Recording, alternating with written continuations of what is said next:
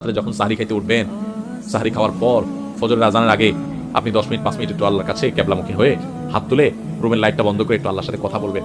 মানুষের সাথে বহুত কথা বলছেন, আল্লাহর সাথে একটু কথা বলে দেখেন।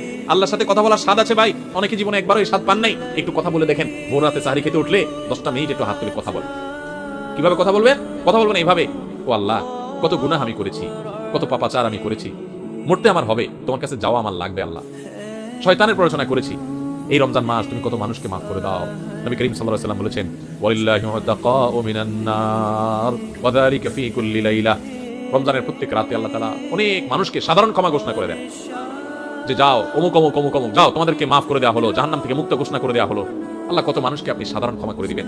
আল্লাহ আপনার সাধারণ ক্ষমা পাওয়ার জন্য কোনো যোগ্যতার দরকার হয় না, আপনি চাইলে যাকে তাকে মাফ করে দিতে পারেন। দুনিয়ার প্রেসিডেন্ট প্রধানমন্ত্রী চাইলে একটা দেশের যাকে তাকে যা খুশি তা দিয়ে দিতে পারে। তাদের যদি এই ক্ষমতা, তারা তো মানুষ। আল্লাহ আপনি তো মহান সৃষ্টিকর্তা, আপনি তো চাইলে আমার সব অপরাধগুলো মাফ করে আমাকে ফেরেশতা বানায় ফেলতে পারেন, পারেন না আল্লাহ? তো আল্লাহ আপনি আমাকে মাফ করে দেন, এটা আল্লাহর সাথে কথা বলবেন।